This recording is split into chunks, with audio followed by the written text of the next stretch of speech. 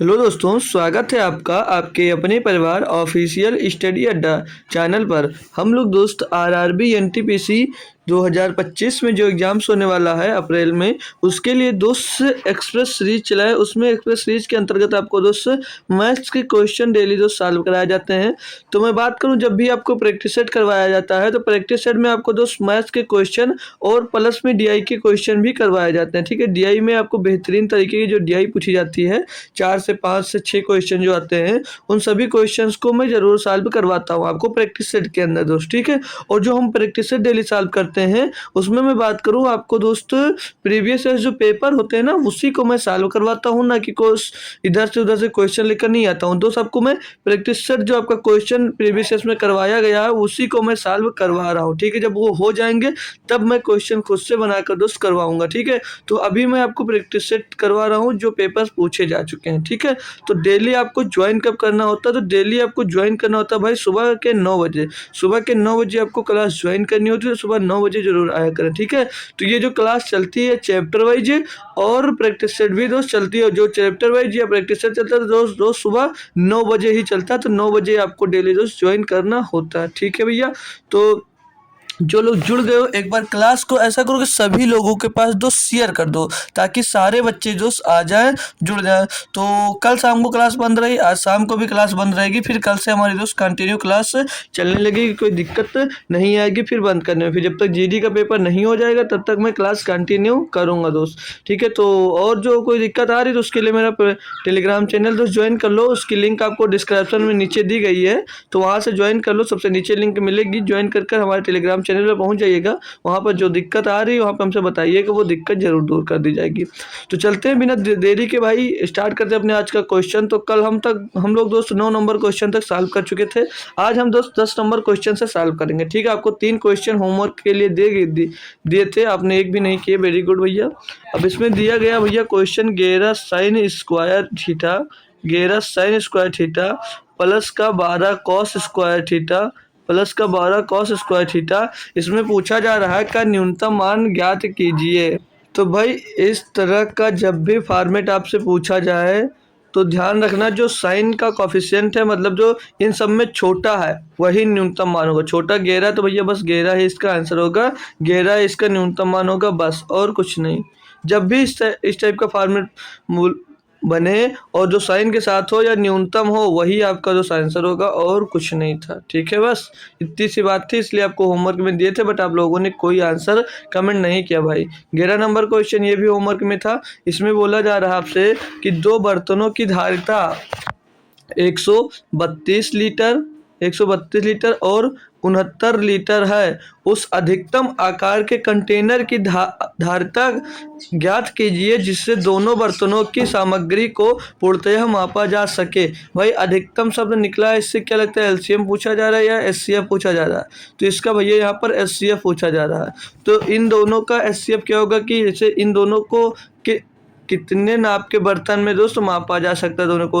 तो भैया 3 से ये भी डिविजिबल है, 3 से ये भी डिविजिबल है, तो 3 लीटर इसका हो जाएगा धारिता नापने वाली। लेकिन यहाँ पर जो भी आंसर दिया गया वो क्यूबिक सेंटीमीटर में दिया गया, तो इसमें लीटर की जगह पे जब क्यूबिक सेंटीमीटर में बदलोगे तो 1000 से गुणा हो जाएगा, तो 3000 क्यूबिक सेंटीमीटर दोस्त आ जाएगा। तो 3000 सीसी के धारिता वाले बर्तन में दोस्त इसको मापोगे। बढ़िया क्वेश्चन और बेहतरीन क्वेश्चन, काफ़ी बच्चों के लिए दोस्त ये समझ लीजिए कि गलत करने वाला क्वेश्चन दोस्त दिया गया है। तो क्वेश्चन मस्त लगा ना भाई? तो अगले क्वेश्चन पे चलें। चलो अगला क्वेश्चन देखेंगे हम लोग भाई, एक और बेहतरीन सा, जिसको देना आपको आंसर खुद से कमेंट बॉक्स में भैया, क्योंकि बहुत इजी क्वेश्चन दोस्त है ये, अच्छा भी है और इजी भी है। बोला जा रहा भैया करण है जो, करण नहीं करण होगा, करण लिख दिया गया है, चलो कोई बात नहीं। करण है जो वो श्याम से 2 गुनी तेजी से कार्य करता है भैया। एक साथ कार्य करते हुए वे एक कार्य को 20 दिनों में पूरा कर सकते हैं। मतलब जब दोनों साथ में कार्य करते हैं तो एक कार्य को 20 दिनों में पूरा कर सकते हैं। करण अकेले उसी कार्य को कितने दिनों में पूरा करेगा? तो पहले इनकी एफिशिएंसी हमको चाहिए होगी, करण की और भैया श्याम की। जी सर, तो बोला करण श्याम से 2 गुना तेजी से कार्य करता है, मतलब करण अगर 2 करता है तो श्याम 1 ही करता होगा, तभी तो उससे 2 गुना तेजी से कार्य करता है। जी सर, वे एक साथ कार्य करते हुए एक कार्य को 20 दिनों में पूरा कर सकते हैं। सकते हैं। मतलब एक साथ जब ये दोनों कार्य करेंगे तो एक दिन में कितना काम करेंगे, 3 काम करेंगे। और 20 दिनों में काम पूरा किया तो क्या टोटल कार्य यहाँ से नहीं निकल आएगा भैया? क्या इनका टोटल कार्य नहीं निकालोगे तो 20 या 60 60 आ जाएगा इनका टोटल कार्य। अब पूरा किससे करवाना चाह रहा है? पूरा करवाना चाह रहा है सिर्फ और सिर्फ कर्ण से। तो 60/2 कर दीजिए, बराबर में आ जाएगा 30। मतलब कि भैया 30 दिनों में जो कर्ण है वो अकेले काम को पूरा कर देगा। ऑप्शन नंबर बी सही जवाब हो जाएगा। बोल स्वाहा। 13 नंबर क्वेश्चन दिया गया भैया। अब ये पूछा जा रहा है, देखो, एक दर्जी 1 मीटर कपड़े के टुकड़े कर सकता है, एक मीटर कपड़े के 5 टुकड़े कर सकता है। जी सर। उसके पास 57.6 मीटर कपड़ा है, वह इस कपड़े के कितने टुकड़े कर सकता है? मेरे भाई बहुत आसानी से कर सकते हो। अगर 1 मीटर कपड़े में आप लोग 5 टुकड़े बना सकते हो तो 57.6 मीटर कपड़े में कितने टुकड़े बना सकते हो? तो भैया इसमें 57.6 में 5 का गुणा कर दो, पता चल जाएगा। तो 5 छक्का 30 का 0 हासिल आया 3, 5 7 35 और 3 38 का 8 हासिल आ जाएगा भैया आपके पास 3 और 5 हम 25 और 3 28 हो जाएगा भैया। पॉइंट लग जाएगा यहाँ पर पॉइंट लग जाएगा भैया। 288 टुकड़े बना सकते हो, 288 टुकड़े बना सकते हो। ऑप्शन नंबर सी सही जवाब। बस हो गया भाई, इतना सा काम था, बस इतना सही काम था और कुछ नहीं था मेरे भाई। हो गया ना। चलो अगला देखते हैं। अगर हम बात करें 14 नंबर क्वेश्चन की, इसमें दिया गया मेरे भाई x बराबर 12 y बराबर 7। तो पूछा ये जा रहा है आपसे कि क्वेश्चन पूछा जा रहा है एक्स स्क्वायर प्लस का वाई स्क्वायर माइनस का एक्स वाई और बट्टे में एक्स क्यूब प्लस का वाई क्यूब, इसकी वैल्यू पूछी जा रही है आपको। एक्स और वाई की वैल्यू दी रखी है, तो क्या एक्स वाई की वैल्यू यहाँ पर रखकर भी पुट कर सकते हो दोस्त, सॉल्व कर सकते हो। और नहीं तो एक उपाय ये है, ये जो है एक्स स्क्वायर प्लस का वाई स्क्वायर और माइनस का एक्स वाई, इसको बट्टे में भैया जो ये x cube plus y cube है, क्या मैं इसको नहीं लिख सकता हूँ एक्स प्लस वाई और दूसरे ब्रैकेट में एक्स स्क्वायर, दूसरे ब्रैकेट में एक्स स्क्वायर, अरे भाई हाँ एक्स स्क्वायर माइनस का एक्स वाई और प्लस का वाई स्क्वायर नहीं लिख सकता हूँ? जी सर लिख सकते हो। तो फार्मूला बन गया। वेरी गुड भाई, यही फार्मूला ही है दोस्त। ठीक है, तो भैया इससे ये वाला पूरा कट जाएगा। जी सर। बचेगा क्या? 1/x प्लस वाई बचेगा। जी सर। तो 1/x का मान कितना है? 12, वाई का मान कितना है? 7। टोटल योग कर दोगे 1/19 आ जाएगा। जी सर 1/19 आपका आंसर हो जाएगा भैया। कौन सा ऑप्शन में दिया गया है? ऑप्शन नंबर सर जी हमको सी में दिया गया। ऑप्शन नंबर सी हमारा सही जवाब हो जाता है। बोलो मस्त लगा ना। हमेशा भाई क्वेश्चन से उलझो मत, कोशिश करो, सोचो समझो वो कहना क्या चाह रहा है आपसे, ठीक है, तब लगेगा बढ़िया और आसानी से क्वेश्चन। 15 नंबर क्वेश्चन दिया गया है जैसे आपको, इसमें बोला जा रहा है आपसे कि एक्स और वाई अकेले कार्य को क्रमशः 28 दिन और 20 दिनों में पूरा कर सकते हैं। यानी कि भैया जो एक्स है वो एक कार्य को 28 दिनों में पूरा कर सकता है और जो वाई है उसी कार्य को 20 दिनों में पूरा कर सकता है।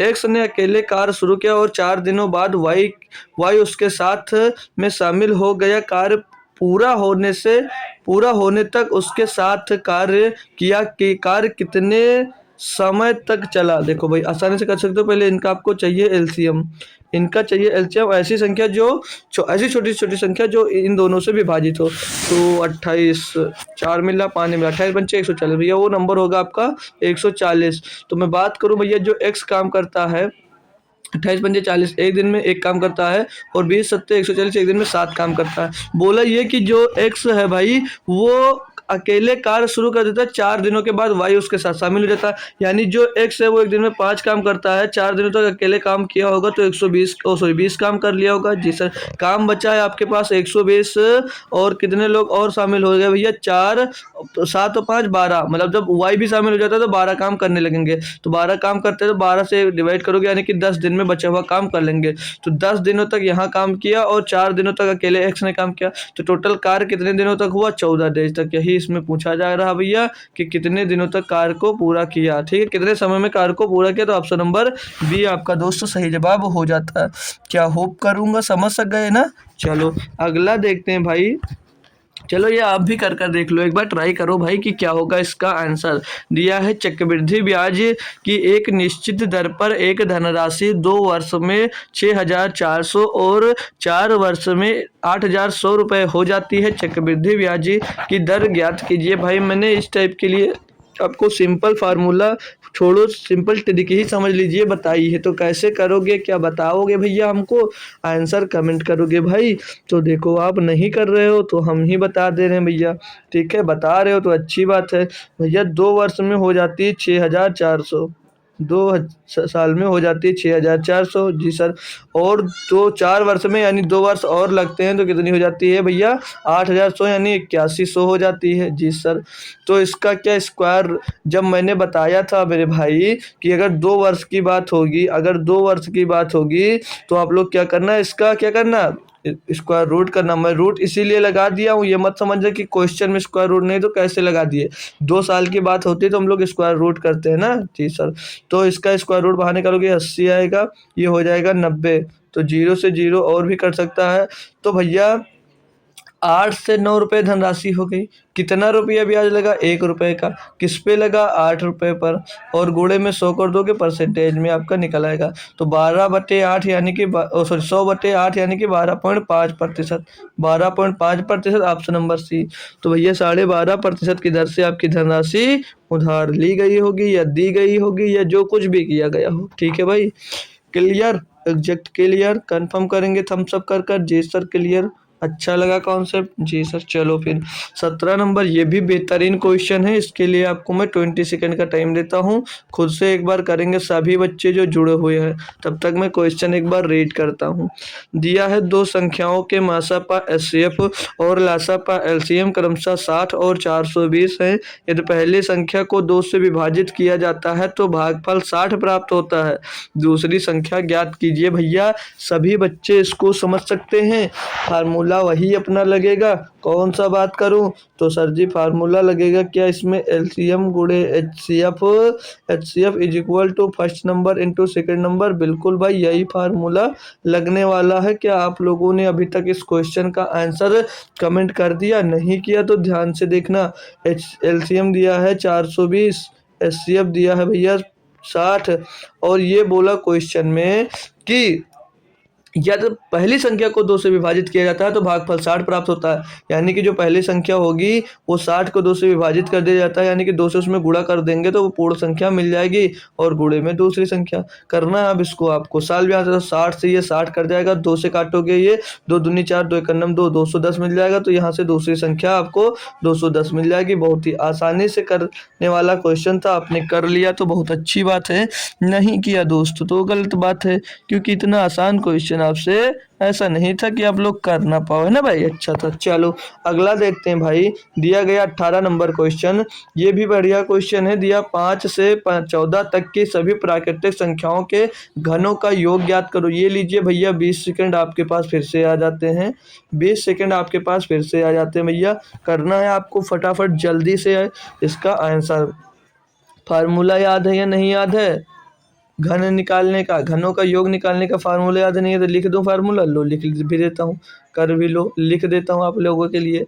n इंटू एन प्लस 1/2 की क्या होल स्क्वायर, ये होता है घनों का योग निकालने का फार्मूला। कर पाओगे भैया, नहीं कर पाओगे ना, चलो कोई बात नहीं, मैं बताता हूँ। अब इसमें आपको डायरेक्ट दे दिया गया कि 5 से 14 तक सभी प्राकृतिक संख्याओं के घनों का योग, लेकिन आपने ये पढ़ा है कि प्रथम जब ये फार्मूला लगाएंगे कब, जब प्रथम n प्राकृतिक संख्याओं का योग निकालना हो तो भाई प्रथम ही लगा लो ना, क्या दिक्कत है। आप लोग 1 से 14 तक निकाल लो, 1 से 14 तक की निकाल लो, 1 से 14 तक की निकाल लो, फिर उसमें से 1 से 4 तक की माइनस कर दो, अब तो हो जाएगा ना। कैसे, 1 से 14 तक निकालना है तो फार्मूला हमको यही लगाना है, यानी कि 14 और इंटू 14 प्लस 1 15 गुणे 15 बटे में 2, बट्टे में ये 2 आ जाएगा, और इसका करना है आपको स्क्वायर, और माइनस इसमें से कर देना आपको 1 से लेकर 4 तक की, यानी कि प्रथम n 4 प्राकृतिक प्रथम 4 प्राकृतिक संख्या का योग निकालना, तो 4 गुणे 4 1 5 बट्टे में 2 इसका होल स्क्वायर कर देना भैया। बस अब इसको काट लो, 2 सत्ते 14 कटेगा, 2 से काटोगे 2 बार जाएगा, तो कितना हो जाएगा 15 सत्ते 105 का होल स्क्वायर हो जाएगा यहाँ पर, और माइनस किसका करना, 5 दूनी 10 का होल स्क्वायर हो जाएगा भैया। तो 105 का, तो हम 25 पीछे का देखे और इसमें अगली संख्या 11, 11 से गुणा कर दो, 11 धामा 110 हो जाएगा, और माइनस करना 10 धामा 100 भैया।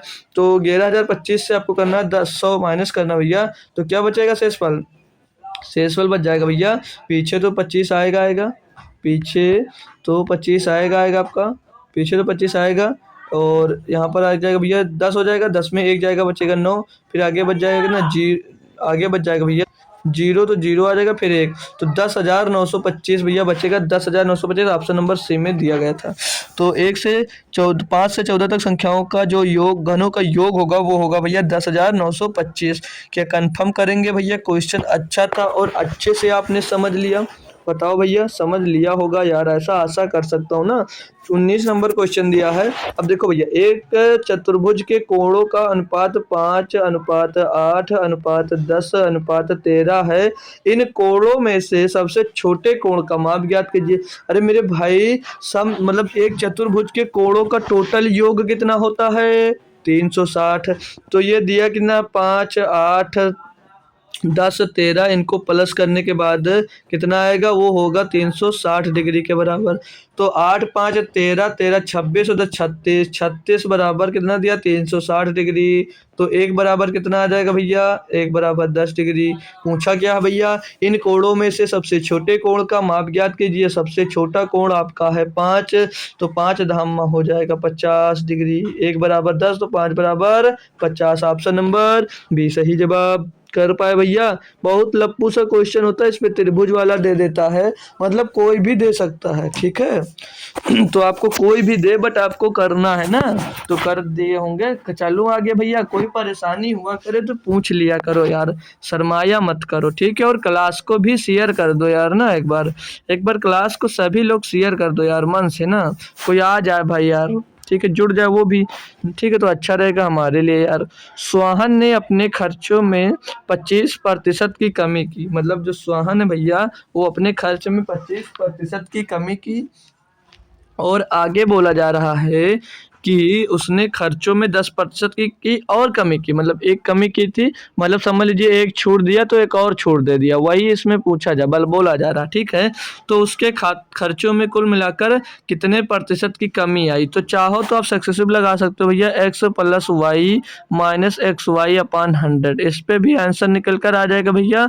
और लगा सकते हो पहले कितना 25% थी, यानी कि 1/4 इसका लगा मान सकते हैं ना, फ्रैक्शन भिन्नात्मक वैल्यू, यानी 4 से 3 हो गई, फिर 10% और कम किया, यानी 1/10 है ना, इसको 1/10 यानी कि भैया कितना 10 से कितनी हो गई, 9 हो गई। इसको कैलकुलेट करेंगे तो 4 दाम 40 9 3 27, यानी 40 से 27 हो गई, कितनी कम हो गई 13, किस में से कम हुई भैया 40 में, गोड़े में कर देना आपको 100, 1 0 1 0 कट गया, 2 से काटोगे 2 बार जाएगा, 2 से काटोगे 5 बार जाएगा, 13 25 हो जाता है ये 65, 65/2 हो जाता है 32.5%, 32.5%। तो कोई सा लगा सकते हो जो आपको अच्छा लगे भाई। हमको यही अच्छा लगा, क्यों फालतू का कैलकुलेशन करूं यार, तो इसीलिए ये लगा दिया। क्या आप लोगों को अच्छा लगा ये वाला, क्या आप लोगों को मेरे लाल एवं लालियों अच्छा लगा ना भाई। चलो कोई बात नहीं, अच्छा न लगाओ तो जो वाला अच्छा लगे वो वाला लगा लो। अब ये 21 नंबर क्वेश्चन का दिया है, बोला 6 अंकों की सबसे बड़ी संख्या, सबसे 6 अंकों के सबसे बड़ी और सबसे छोटी संख्याओं का अंतर ज्ञात कीजिए। देख रहे हो क्वेश्चन, देख रहे हो विनोद क्वेश्चन को, ऐसे ही क्वेश्चन पूछे जाते हैं आपसे, ठीक है। और ये पढ़ाया भी है मैंने, 6 अंकों की बड़ी संख्या क्या होती है, 9 99 999 9999 99,999 9,99,999, ये होता है सबसे बड़ी संख्या।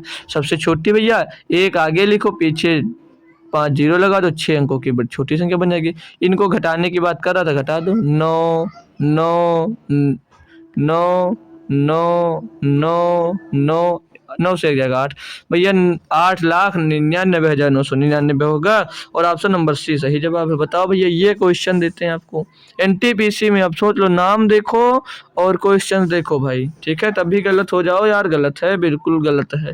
अब दिया है यदि x अनुपात y बराबर 4:3 है तो x क्यूब y क्यूब अनुपात x cube plus y cube का मान ज्ञात कीजिए। भैया कर सकते हो ना, कंफर्म करो। जी सर कर सकता हूँ। कैसे? x क्यूब यानी x का मान 4 है, 4 का क्यूब 64 और गुणे y 3 है, 3 का क्यूब 27 बटे में। भाई यहाँ पर माइनस था यार, 1 मिनट भाई इंग्लिश वाले में देख लो, यहाँ पर माइनस है, यहाँ पर माइनस होगा, ठीक है, माइनस यहाँ पर होगा ये, ठीक है, माइनस वाई क्यूब यानी कि 3 का क्यूब 27 बटे में एक्स का क्यूब 64, नहीं वाई का क्यूब पहले दिया ना, एक्स का क्यूब वाई का क्यूब, दोनों का क्यूब करना है।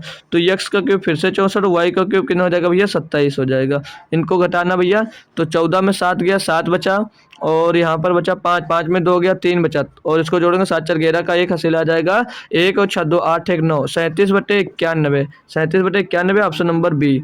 ऑप्शन नंबर बी सही जवाब हो जाता है। कंफर्म? क्लियर? Yes sir. चलो अगला देख लें भाई। देखो बढ़िया क्वेश्चन दिया गया, इसका फार्मूला मैं बता रखा हूँ, ट्रिक भी बता रखा हूँ। देखो दिया, दो संख्याओं का योग जो है वो 72 है और उनके मासापा और लासापा क्रमशः 2 और 102 हैं। उन दो संख्याओं के व्युत्क्रमों का योग ज्ञात करो। मैंने जब भी बोला था व्युत्क्रमों का योग ज्ञात करना हो तो दोनों संख्याओं का योग कर दो, दोनों संख्याओं का योग कर दो, बट्टे में एलसीएम गुणे एचसीएफ कर दो। डायरेक्ट के लिए यही बताया था भैया, और यही भी आपको निकल कर आता है व्युत्क्रमों का जब योग निकालने के लिए आप लोग फार्मूला करते हो भैया। तो दो संख्याओं का योग कितना दिया? 72 दिया गया है जी सर। बट्टे में एलसीएम कितना दिया? 2 गुणे 102 दिया गया है। बोलो जी सर।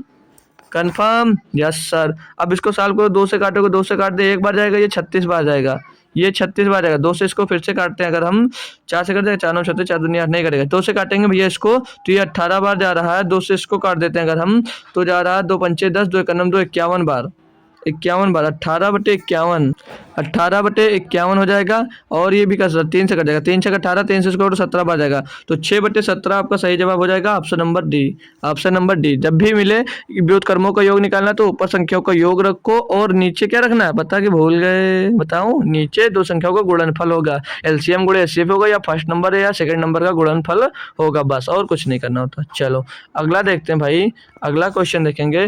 दिया है आपको, बोला जा रहा है यदि A B C D E बाएं से दाएं क्रम में एक संख्या के अंक हैं तो वह संख्या ज्ञात कीजिए। मतलब कि बाएं से दाएं मतलब इधर से इधर जा रही है, ठीक है, इधर से इधर संख्या जा रही है, तो उनके संख्याओं का अंक का एक संख्या के अंक हैं तो संख्या ज्ञात कीजिए। संख्या मतलब इकाई रहे सैकड़ा ज्ञात करना है। तो भैया इधर से बाएं से दाएं जा रही है, यानी A B C D E ई तक है ना, ई तक है, तो इनका दाएं इकाई दाएं ज्ञात करना, समझ लीजिए। तो इकाई के अंक पे ई, दाएं के स्थान पे 10D हो जाएगा, और प्लस लगाते जाइए भैया, प्लस लगाते जाइए। सी सैकड़े पे स्थान पे है तो ये 100D हो जाएगा, और ये बी है 10,000वें स्थान पे तो ये 10,000 हो जाएगा, नहीं ये 1000वें स्थान पे आएगा भैया, ये 1000वें स्थान पे आया। और जो ए होगा ये 10,000वें स्थान पे आएगा, ये 10,000वें स्थान पे आएगा ए, ये बी, ठीक है। अब क्या आंसर मिला लो भैया, 10,000 ए, 1,000 बी, 100D, 10D प्लस ई, तो ऑप्शन नंबर बी। ये देखो 10 की पावर 4 यानी कि 10,000, और 10 की पावर 3 1,000, 10 की पावर 2 100, और 10D प्लस ई। बस इसको इसी विस्तार रूप में लिखना था और इसमें कुछ नहीं करना था भाई, ठीक है ना। चलो अगला दिया भैया, देखो बोल रहा है एक्स और वाई एक कार्य को 15 दिन और 20 दिनों में पूरा कर सकते हैं। यानी एक्स उसी का एक कार्य को 15 दिनों में पूरा कर सकता है, वाई जो है उसी कार्य को 20 दिनों में पूरा कर सकता है। और बोला जेड की कार्य क्षमता यक्स से 5/2 गुनी है। एक साथ कार्य करते हुए यक्स वाई जेड उसी कार्य को कितने दिनों में पूरा करेंगे। देखो भैया कार्य क्षमता यानी कि एफिशिएंसी पहले इनकी निकाल लेंगे तभी पता चलेगा। तो 15 और 20 के एलसीएम की बात करें तो ये हो जाता है 60, ये एलसीएम हो जाता है इनका भैया 60। जी सर। तो एक दिन में जो एक्स कितना काम करेगा 4, मतलब एफिशिएंसी निकल आई यहाँ से, और वाई कितना करेगा 3। तो भैया जो एक्स के बोल रहा है, जो जेड है एक्स के 5/2 गुनी एफिशिएंसी उसकी, तो 2 से इसको काट दे, 2 दूनी 4, 2 पंचे 10, यानी एक्स जो है भैया वो 10 काम करता है। एक्स जो है भैया वो 10 काम करता है। जी सर। तो पूछा जा रहा है कि 7 मिलकर कितने दिन में करेंगे, तो 4 3 7 और 10 से 17 हो जाएगा। 60 काम है 17 एक दिन में 17 काम होता है, 60 कार्य कितने दिन में करेंगे? तो 17 तिया 51 बचेगा 9/17। तो 3 सही 9/17, 3 सही 9/17। ऑप्शन नंबर भैया बी में दिया गया है। ऑप्शन नंबर बी में दिख रहा है भैया, आप लोग देख सकते हो। ये क्वेश्चन थोड़ा अच्छे लेवल का था, ठीक है भाई। चलो अगला देखते हैं भाई। अगला क्वेश्चन दिया गया आपको, इसमें बोला जा रहा है कि 27 नंबर क्वेश्चन है। कह रहा आपसे कि दो संख्याओं का जो अनुपात है वो 9:11 है। यदि प्रत्येक संख्या में 6 जोड़ा जाता है तो उनका अनुपात 6:7 हो जाता है। बड़ी संख्या ज्ञात कीजिए। है ना बढ़िया क्वेश्चन भाई, है ना अच्छा क्वेश्चन। 25 26 ठीक है। चलो 25 के बाद 26 नंबर क्वेश्चन दोस्त नहीं मिल रहा यार, गायब हो गया। चलो 27 करते हैं, फिर 26 लेकर आते हैं, करवाते हैं आपको, ठीक है भाई। तो इसमें दिया गया है, बोला जा रहा है भाई कि दो संख्याओं का अनुपात 9:11 है। तो पहले इनका अनुपात कितना था? 9:11। आगे ये बोला जा रहा है कि इसमें सभी में दोस्त, इन सभी में 6 जोड़ दिया जाता है। इन सभी में 6 जोड़ा जाता है तो उनका अनुपात कितना हो जाता है? इनमें इसमें 6 जोड़ दिए तो इनका अनुपात 6, इसमें भी 6 जुड़ गया भैया, इसमें भी 6 जुड़ गया, तो इनका अनुपात 6:7 हो जाता है। कोई दिक्कत आई भाई? बोलो यार, कोई दिक्कत नहीं। यानी कि भैया मैं बात करूं तो आपने यहाँ पर 6 जोड़ा तो कितने के फर्क आया? 3 का डिफरेंस आया। तो 3 बराबर कितना दिया था? अच्छा, तो 1 बराबर कितना होगा? 2। तो 9 बराबर कितना होगा? 18। 11 बराबर कितना होगा? 22। पूछा क्या बड़ी संख्या? तो बड़ी संख्या 22 हो जाएगी। Option number C, option number C सही जवाब हो जाता है आपका। बस भैया ठीक है, और चलो आगे चलते हैं। अगला क्वेश्चन 28 नंबर दिया है कि यदि एक कमरे की लंबाई, चौड़ाई और ऊंचाई क्रमशः 20 मीटर, 25 मीटर और 35 मीटर है तो कमरे की चारों दीवारों का कुल पृष्ठीय क्षेत्रफल ज्ञात कीजिए। इसमें 4 वॉल एरिया लगेगा भाई, इसमें कोई दिक्कत तो होएगी नहीं। 4 वॉल एरिया याद है? नहीं याद है? क्या होता है? 2h into L plus B, यही तो होता भैया 4 वाल एरिया। बोलो ना यार, इतनी जल्दी बोलोगे तो कहाँ से चलेगा। हाइट कितनी है, ऊंचाई कितनी है भैया? 35, और दोनों का योग कितना होगा? 20 और 25 45 कर दो भैया गुणा। तो 45 दूना 90 गुणे 35 हो जाएगा ये। तो 5 जीरो पे आएगा, 9 बचे 45 का 5 हो जाएगा, हासिल आ जाएगा 4, 9 तरीक 27, 27 में 4 जोड़ देंगे भैया, हो जाता है 31। तो 3150 मीटर स्क्वायर हो जाएगा इसकी एरिया। 4 वाल एरिया ये आ गई दोस्त। कोई दिक्कत आई भैया? कोई दिक्कत आई? नहीं आई तो चल लेते हैं आगे, और क्या दिक्कत है भाई हमको। 29 नंबर क्वेश्चन दिया है कि संख्या 26, 44, 56 और 104 में से प्रत्येक संख्या में से कितना घटाया जाना चाहिए ताकि प्राप्त शेष समानुपात में हो जाए। भैया देखो फॉर्मेट बनेगा 26 माइनस एक्स बट्टे में 44, और भैया और बचेगा बराबर में 56 माइनस एक्स अपान में 104 माइनस एक्स। तो ऑप्शन वाइज भी कर सकते हो, ऑप्शन से रख कर। और अगर इसको बेसिक से बताऊं तो बेसिक से कैसे कर सकते हो, तो मैं बेसिक से बता देता हूँ। ऑप्शन से तो आप लोग खुद कर लोगे। देखो इनके बीच का डिफरेंस कितना आ रहा है, इन दोनों के बीच का आप लोग एक बार डिफरेंस चेक करो कितना आएगा। 26 और 44 के बीच का डिफरेंस चेक करो। तो 26 44, 14 में 6 जाएगा, 8 बचेगा, बिल्कुल भाई। और यहाँ पर बचा कितना? 3 में 2 जाएगा, 1 बचेगा, 18 बच रहा है। बोलो जी सर। यहाँ पर कितना बचेगा? इसमें से इसको घटाओगे तो 14 में 6 गया, बचेगा 8। और मैं बात कर दूँ और यहाँ पर हो जाएगा कितना? 9 में 5 जाएगा, 4, 48 बचेगा। इसको और सॉल्व कर तो 6 त्रिक 18, 6 अट्ठे 148 हो जाएगा जी सर। अब क्या करो आप लोग, जो ऊपर वाला है ऊपर वाले में दोस्त, मतलब कि इनका आप क्रॉस मल्टीप्लाई कर दो, इनको ऊपर इनको इधर। तो 8 का मल्टीप्लाई आप लोग कर दो 26 माइनस एक्स में, 26 माइनस एक्स में, और 3 का गुणा करना है आपको भैया 56 माइनस एक्स में। 3 का गुणा करना है 56 माइनस एक्स में, 56 माइनस एक्स में जी सर। इसको कैलकुलेट करेंगे अगर आप लोग तो क्या हो जाए? 26 अट्ठे 26 208 हो जाता भैया। 26 अट्ठे 208 माइनस का 8 एक्स हो जाएगा, और बराबर का बात करेंगे तो 56 तियाँ 6 3 इकट्ठा 5 15 6 168 हो जाता भैया। 168 माइनस 3 एक्स हो जाएगा। क्लियर? कोई दिक्कत यहाँ पर? जी सर नहीं। तो 168 को हम इस तरफ लाएंगे, 8 को उस तरफ ले जाएंगे, ठीक है। तो 8 उधर जाकर प्लस हो जाएगा, तो प्लस के 5 एक्स प्लस के 8 एक्स से माइनस का 3 एक्स घट जाएगा तो 5x बच जाएगा, और 208 से 168 घटा देंगे भैया तो सीधे सीधे यहाँ पर 40 बच जाएगा। तो x बराबर क्या आ जाएगा भैया 8, x का मान 8 रख दोगे भैया तो ये संख्या आपस में बराबर हो जाएंगी। और ऑप्शन वाइज भी 8 रख सकते थे, 8 रख कर दिखा दें तो 26 में 8 घटा देंगे भैया तो कितना बचता है, 26 में 8 घटा देंगे भैया तो बचता है 28, 26 में 8 घटा देंगे तो बचता है 28, और बट्टे में भैया कितना था 44, 44 में 8 घटाओ कितना बचेगा, 44 में 8 घटाओ कितना बचेगा 36 बचेगा, 44 में 8 घटाओगे तो 36 बचेगा जी सर बराबर में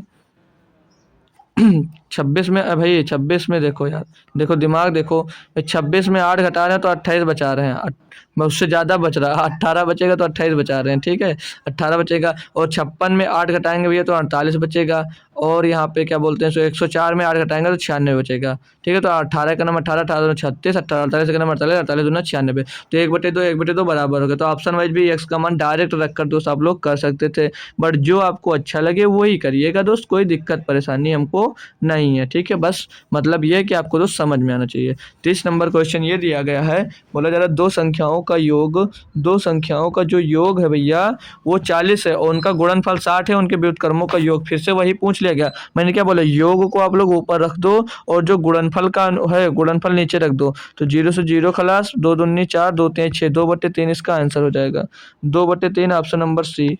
बस दो संख्याओं का गुणनफल दिया 60, दो संख्याओं का नीचे गुणनफल रखना है, चाहे वो एलसीएम एलसीएफ का हो, चाहे वो first number two second number का गुणनफल हो। 31 नंबर दिया गया है, मुझे लगभग कितने डिग्री का मान तो हाँ सही बात है, लगभग कितने डिग्री का मान का केंद्र कोण बच्चों की फीस के लिए किए गए व्यय के को निरूपित करता है। क्या डीआई का क्वेश्चन आप लोग कर सकते हो, दे दूं आपको 20 सेकंड का टाइम, करके बताओ भाई, करके बताओ।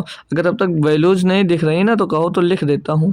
ये है भैया 38%, ये मिसलेनियस है, और ये बैलेंस है 1.75%, ठीक है सर जी।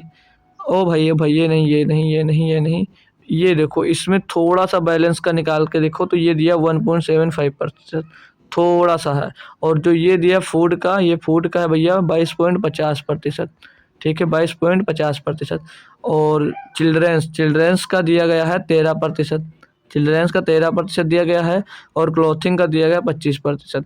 आपका समय भी पूरा हो गया लिखते लिखते यार, चलो कर लो, थोड़ा समय लेकर कर लो, अच्छा क्वेश्चन है ना तो करना चाहिए, तो ध्यान से पढ़ो भाई। दिया क्या है, बोला जा रहा है क्वेश्चन में आपसे कि लगभग कितने डिग्री का मान केंद्र कोण की फीस पर किए गए व्यय को निरूपित करता है। मेरे भाई 100% बराबर कितने डिग्री होता है 360 डिग्री, 100% बराबर होता है 360 डिग्री। क्लियर, एक बार कंफर्म करेंगे, जी सर यही होता है, जी सर यही होता है। यानी कि 1% बराबर कितना होता है सर जी, 1% बराबर होता है 36 डिग्री, 36 डिग्री। तो बच्चों का निकालना है, चिल्ड्रेन का, चिल्ड्रेन कितना भैया 13% दिया गया है, ठीक है 13% निकालना है इसका। एक मिनट भाई, एक मिनट, सॉरी, ये जो बात करूं मैं इसकी, 1% का कितना डिग्री होता है तो 3.6 डिग्री होता है, ना कि 36 डिग्री भाई, वो 10 डिग्री का होता है, गलत हो गया, कोई बात नहीं, कर लेंगे 3.6 डिग्री, ठीक है। तो 13% का निकालना है मान, 13% का निकालना है, यानी कि 13 का इसमें गुणा करना है, तो 13 छंग 78, 78 का 8 हो जाएगा, हासिल आ जाएगा आपके पास 7, एक अंक बाद पॉइंट, तो 13 39, 39 में 7 जोड़ देते हैं, हो जाता है भैया 46, तो 46.8 डिग्री आएगा भैया, 46.8 डिग्री आएगा। तो भैया यही आंसर होगा, क्योंकि लगभग कितने डिग्री का मान पूछा है ना, तो 46.8 है तो 46 डिग्री आंसर हो जाएगा इसका, option number B. Option number B भैया आपका यहाँ पर सही जवाब हो जाता है। क्या बताओ भैया, समझ गए? क्या बताएंगे सभी लोग कि समझ गए दोस्त? बताओ भाई, समझ गए ना? आगे बढ़ जाऊं, कोई दिक्कत कोई परेशानी नहीं? चलो अगला दिया गया, फिर से दिया ही, बोला जरा दी गई तालिका वर्ष 2023, 2004 और 2005 और 2006 में भौतिक विज्ञान और रसायन विज्ञान की पुस्तकों के बिक्री के आंकड़ों को दर्शाती है। क्लियर, ये सारे के सारे ईयर्स दिए गए हैं भैया, और ये जो बिक्री हुई है फिजिक्स केमिस्ट्री की वो लिखा गया, ठीक है। तो क्वेश्चन देखते हैं इस पर क्या भाई, इस पर क्वेश्चन दिया गया है, बोला जा रहा है कि किस वर्ष में दोनों विषय की पुस्तकों की बिक्री का अंतर सबसे कम था। भैया करवाएगा काम ये, इन दोनों के बीच का अंतर कम कब था, तो यहाँ पर 450 में से 300 घटा दो भैया 150 का अंतर, एक 425 में 550 घटा दोगे तो 5 जीरो से 5 गया, 5 बचेगा। यहाँ पर 4 में 2 जाएगा, 2 बचेगा। 5 से 1 जाएगा तो 1 बचेगा भैया। यहाँ पर 125 आ गया।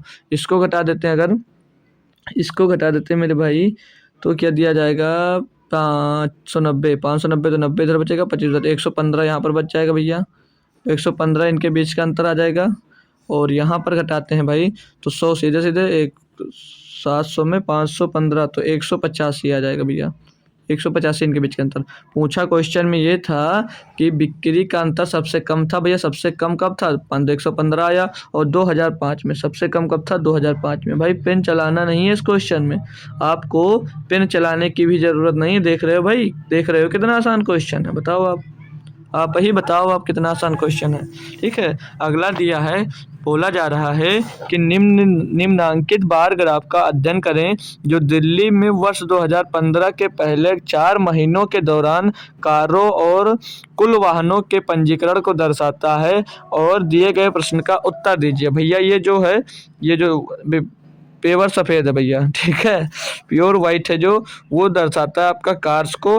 और जो ये हल्का हल्का पता नहीं कौन कलर है, मान लो हल्का ब्लैक है, वो भैया टोटल व्हीकल्स को दर्शाता है, यानी कुल वाहनों को दर्शाता है। ठीक है, तो इस पर बेस्ड क्वेश्चन क्या कर है वो देख लीजिए। यहाँ पर ये जनवरी दिया है, फरवरी, मार्च, अप्रैल, 4 महीनों का दिया गया है। ठीक है, चलो क्वेश्चन देख लीजिए। क्वेश्चन में आपको दिया क्या गया है, जनवरी 2015 की तुलना में अप्रैल 2015 में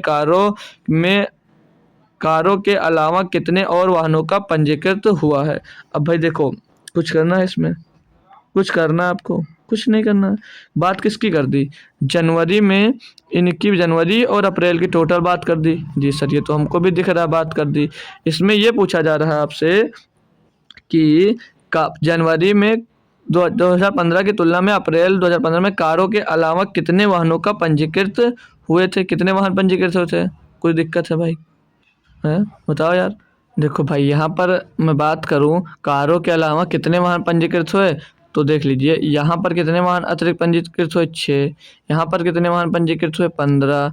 इनके कितने वाहन अधिक पंजीकृत हुए, यही ना का 2000 तुलना में अधिक यही भाई तुलना करना मतलब अधिक है मैं ना। अप्रैल 2015 में कारों के अलावा कितने वाहन अधिक, मतलब कितने और वाहन पंजीकृत हुए, तो भैया कितने अधिक पंजीकृत हुए भैया, 6 से 9, यानी कि 9000। सभी संख्या हमको हज़ारों में दी गई थी, तो 9000 वाहन अधिक आपके पंजीकृत हुए। यहाँ पर देख सकते थे, यहाँ पर दिया गया था।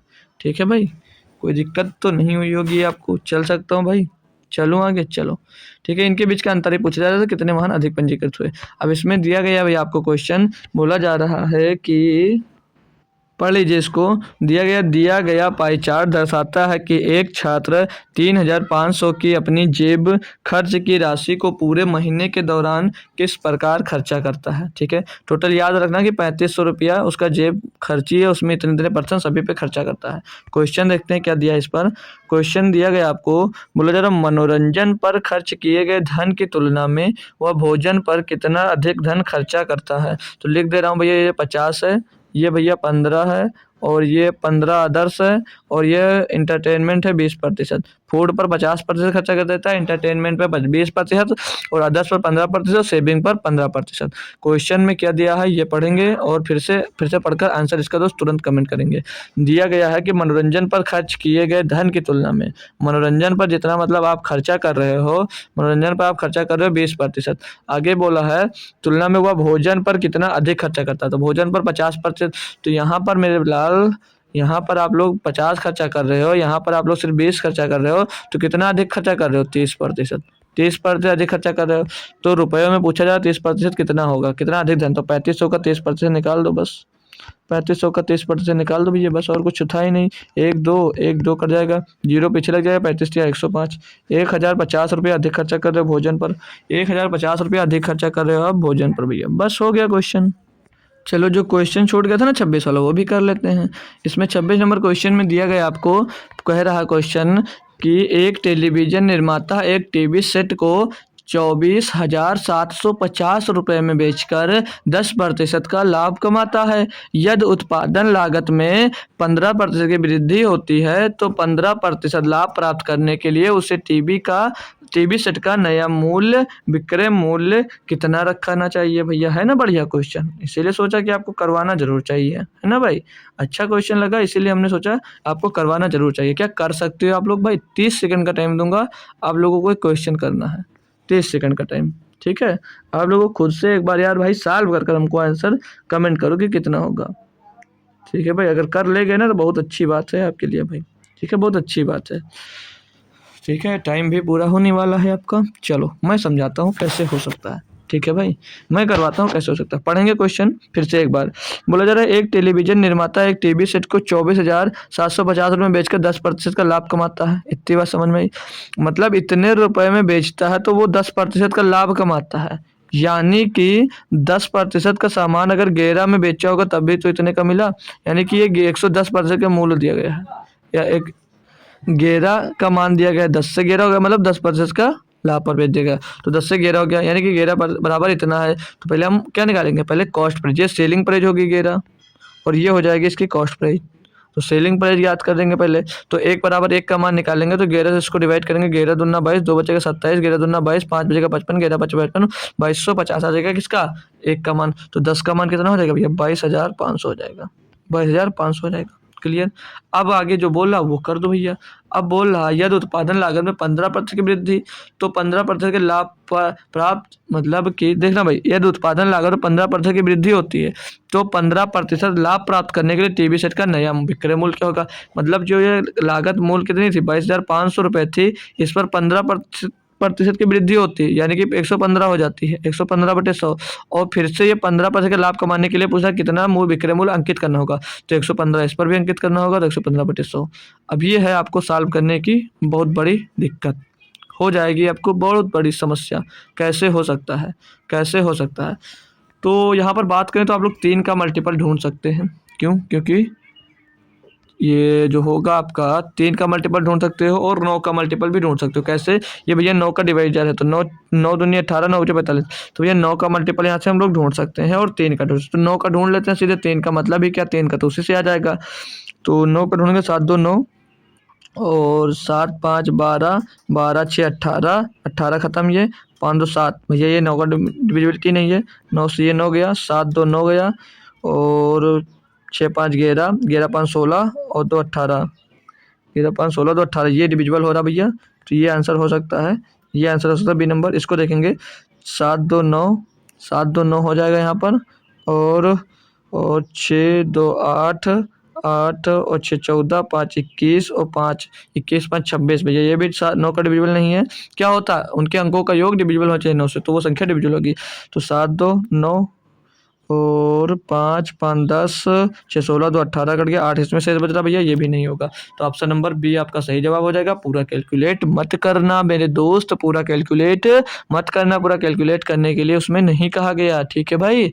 तो आज के क्वेश्चन हुए समाप्त, अगली DI से अगला कल स्टार्ट करेंगे। आज दोस्त टर्न तो था चैप्टर वाइज क्लास का, लेकिन दोस्त PPT बन नहीं पाई थी, इसकी PPT बनी रखी थी, इसीलिए मैंने आपको क्वेश्चंस के प्रैक्टिस ही करवा दिया, क्योंकि कल हम जो प्रैक्टिस कर रहे थे वो कंप्लीट दोस्त क्वेश्चन नहीं कर पाए थे, तो इसीलिए हमने सोचा कि क्यों ना आपको क्वेश्चन ही आज कंप्लीट करवा दिया जाए। तो आज चैप्टर वाइज का टर्न था, लेकिन यही पढ़ा दिए, चलो कोई दिक्कत नहीं है। आप लोगों को कल मैं चैप्टर वाइज क्लास स्टार्ट कर दूंगा, कल मैं बोर्ड मास पढ़ाऊंगा, ठीक है। तो क्लास कैसी लगी भैया बता देना, और इस ये PPT चाहिए तो टेलीग्राम पर मैं डाल दे रहा हूँ, वहाँ से क्वेश्चन ले लीजिएगा, प्रैक्टिस करिएगा। इसमें जो प्रैक्टिस 18 करवाया था ना उसका, और ये प्रैक्टिस 19 दोनों का क्वेश्चन मिल जाएगा, तो दोनों को क्वेश्चन इसमें तो सब लोग करेंगे सॉल्व। और क्लास कैसी लगी है भाई कमेंट बॉक्स में बताना। होमवर्क मैंने इसलिए नहीं दिया क्योंकि आप लोग काम करते नहीं हो अच्छे से, तो हमने सोचा होमवर्क ही ना दें, ठीक है। तो क्लास कैसी लगी इतनी बात आपको सिर्फ बता देना है कमेंट बॉक्स में। बाकी आपको शाम को तो आज मिल नहीं पाएंगे, शाम को क्लास बंद रहेगी, ठीक है, कमेंट बॉक्स में बताना है, क्योंकि आज थोड़ा एक जगह दावत है वहीं पे जाना है दोस्त। तो मिलेंगे आपको कल सुबह, तब तक दोस्त थैंक यू सो मच, जय हिंद, फिर मिलेंगे आपको।